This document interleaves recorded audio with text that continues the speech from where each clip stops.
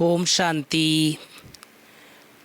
प्यारे भाइयों बहनों, पिछले बार हमने आप सबके सामने एक सुंदर विषय के ऊपर चर्चा प्रारंभ किया है और वह विषय है संकल्प शक्ति।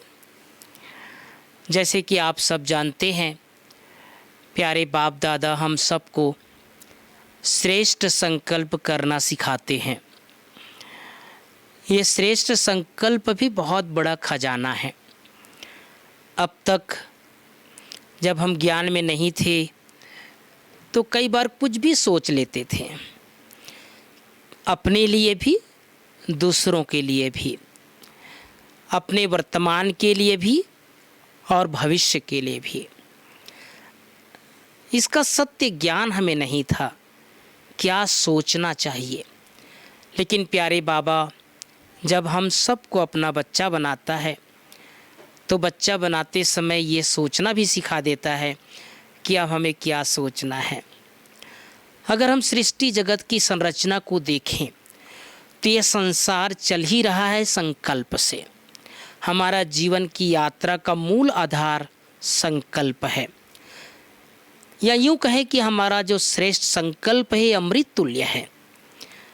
अगर हम अच्छा सोच रहे हैं तो हम सदैव अपने को अमृत पान करा रहे हैं, और अगर अच्छा नहीं सोच रहे हैं तो इसके अपोजिट हम अपने शरीर में डाल रहे हैं, अपने मन में डाल रहे हैं। मैं एक सत्य घटना आप सबको सुना देना चाहता हूँ, जिससे ये आभास हो जाएगा कि हमें सदैव अच्छा सोचना चाहिए। ये अमेरिका की बात है। बहुत पहले वहाँ के वैज्ञानिकों ने एक छोटा सा रिसर्च किया। एक बार एक कैदी को मृत्युदंड की सज़ा सुनाई गई और उसे कहा गया कि आपको फांसी की सज़ा दी जाएगी।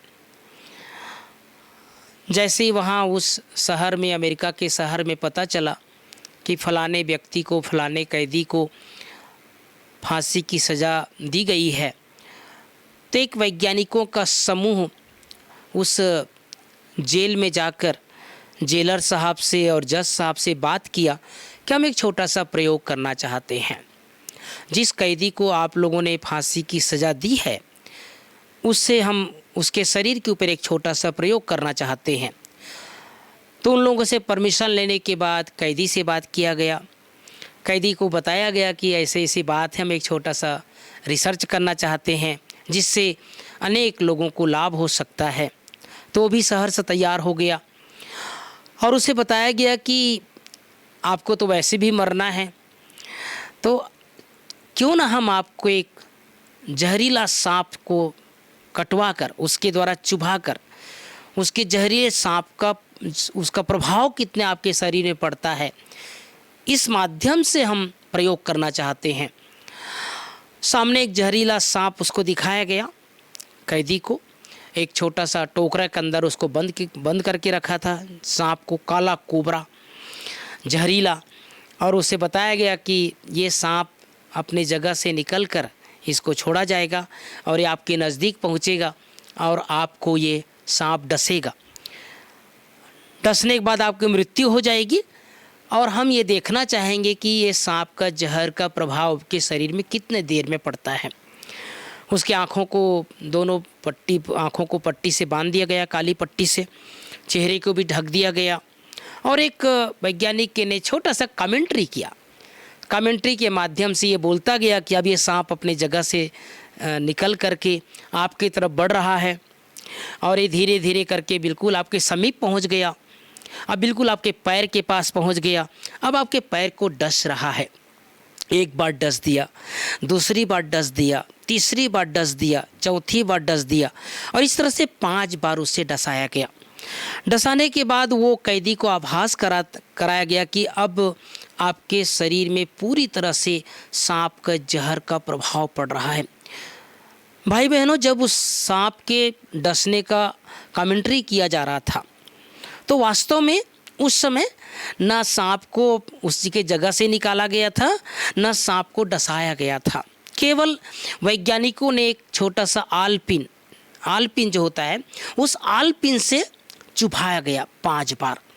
तत्पश्चात वो कैदी को ऐसा आभास हो रहा था कि मुझे सांप काट रहा है, क्योंकि उसे उसके आंखों के सामने सांप को दिखाया गया था और वो करा रहा था, वो चिल्ला रहा था, वो दुख से पीड़ित हो रहा था। उसके मन में वही संकल्प चल रहा था कि मेरे को सांप काट रहा है। थोड़ी देर के बाद वो तड़पने लग गया, वो गिर गया। उसके बाद वो तड़प तड़प करके कुछ समय के बाद उसके प्राण पखेरु उड़ गए, अर्थात उसकी मृत्यु हो गई। अब देखिए आप, एक कैदी जिसे सांप दिखाया गया, सांप को सिर्फ मनगढ़ंत एक कमेंट्री किया गया कि ये सांप आपकी तरफ बढ़ रहा है, आपको डस रहा है, उसका जहर आपके शरीर में फैल रहा है, और उसकी शरीर छूट गए। थोड़ी देर के बाद जब वैज्ञानिकों ने उसके शरीर को प्रयोग किया, रिसर्च किया, तो वही जहर उसके शरीर में पाया गया जो सांप काटने से पाया जाता है। ऐसा क्यों हो गया? सिर्फ संकल्प।